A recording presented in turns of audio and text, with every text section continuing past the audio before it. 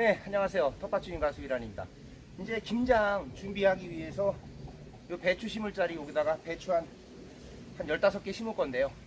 이제 배추 심기 전에 빨리 지금 거름 만들어 놔야 되니까 거름을 한번 만들어 보겠습니다. 열흘 전이나 2주 전에는 만들어야 되거든요. 기존에 있던 열무 심은 거 열무 뽑고요. 여기다 이제 밥 만들어야죠.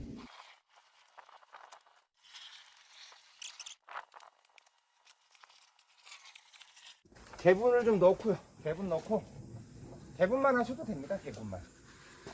근데 이제 개분만 해서 이렇게 해도 잘 되더라고요. 그래서 저 같은 경우는 비료 안 쓰는데 추가적으로 추비 줄 때 저 같은 경우는 여기다가 개분을 안 주고 유박거름 올려주고 그 정도로 하고 깻무갯비, 그때 제가 배추하고 무해 줬다는 깻무갯비로 하는데, 깻무갯비 그걸로 배추 동사 무농사 지면 비료만 하는 것보다 더 잘 됩니다.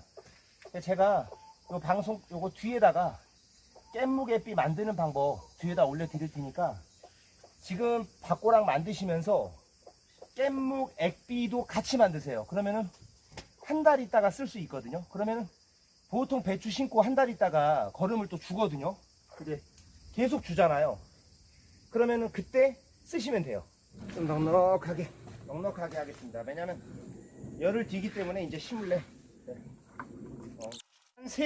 한 3평 정도에 한 포 정도 미리 하시면 될 것 같고요.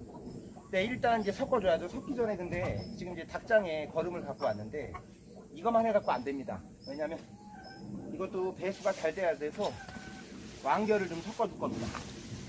왕겨. 닭장에도 이게 왕겨가 있어요. 그런데 추가적으로 좀 더해주겠습니다. 지금 닭장에도 이제 왕겨하고 섞어서 키우기 때문에 꽤 많이 있는데요. 그래도 배수를 위해서 또 가을장마 태풍 같은 게 또 있어서 2주 전에 최소 열흘 전에 이렇게 섞어주면 아주 잘 되죠. 비료를 하면 어떤 문제가 있냐면요, 이 토양이 오염돼서요 이런 지렁이가 없습니다. 이렇게 제가 비료를 안 하고 있다는 증거예요. 이게 지렁이입니다. 비료를 안 하고 있다는 증거. 그러니까 비료를 하면 절대로 이런 고양이 지렁이가 못 살아요. 지렁이 다 죽어요. 그래서 농약만큼 토양을 오염시킵니다. 그래서 저는 친환경으로 하기 때문에 절대로 비료를 하지 않습니다.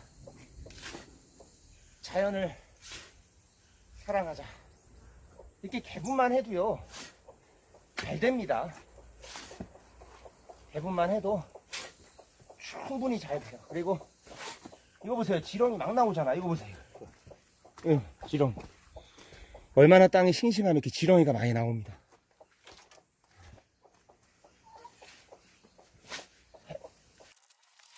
그 다음에 이제 이거를 밭을 만들고 나서요 발효시키셔야 되잖아요. 발효.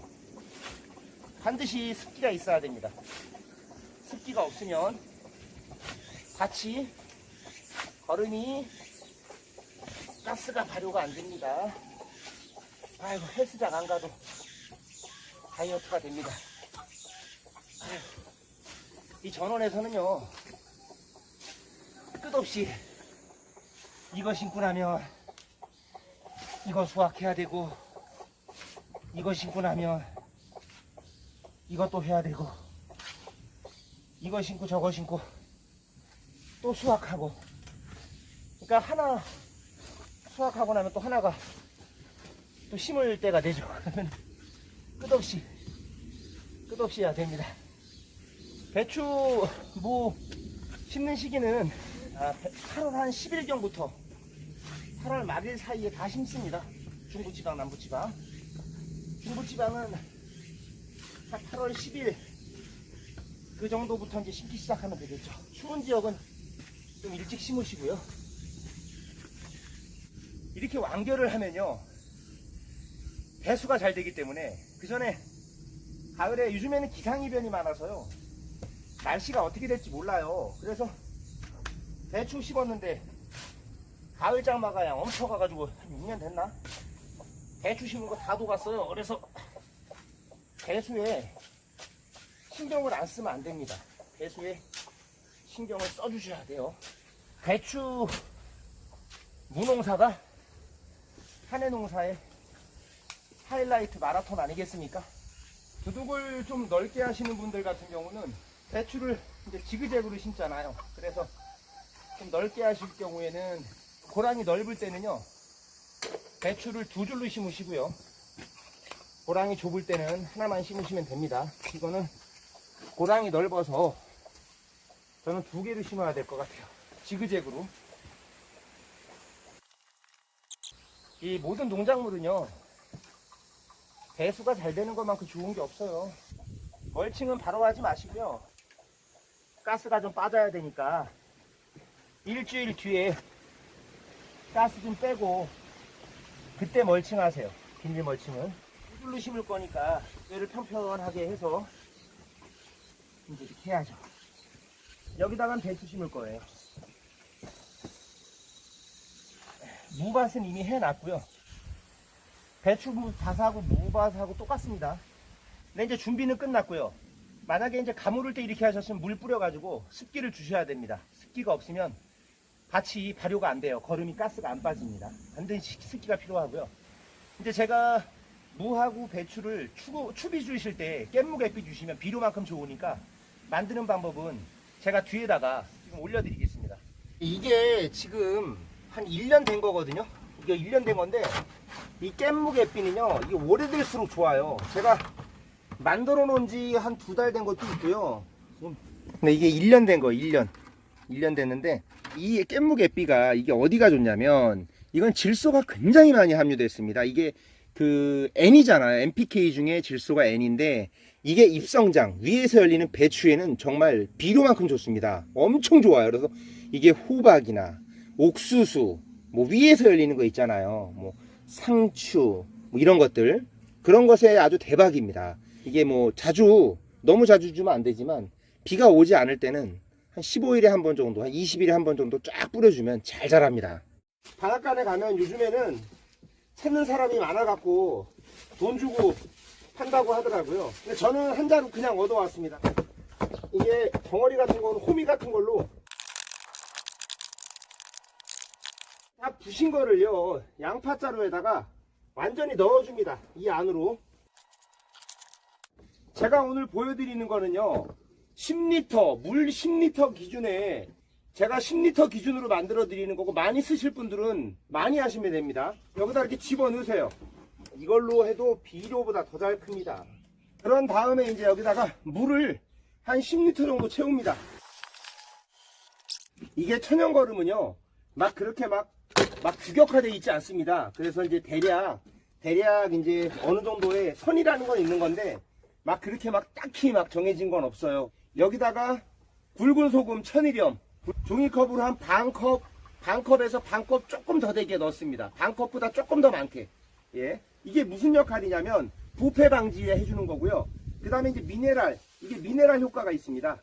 그리고 흑설탕을 종이컵 기준이에요. 요거 종이컵으로 2개를 넣어주시면 돼요. 이 흑설탕이 하는 일이 뭐냐면 여기에서 일어나는 발효균 있죠.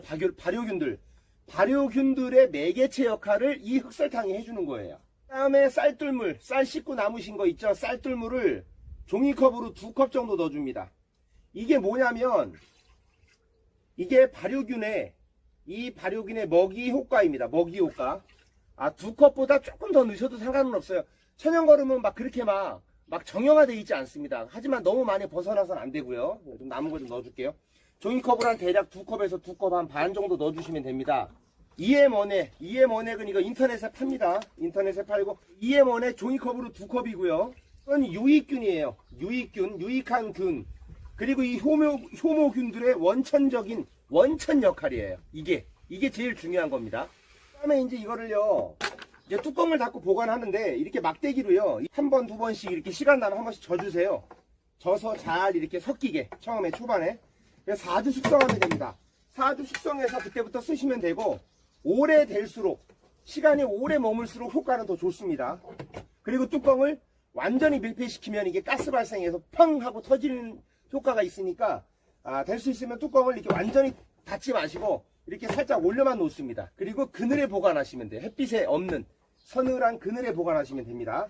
그리고 사용하실 때는 요거 종이컵으로 원액을 1컵, 그리고 조로 요거 10리터 물.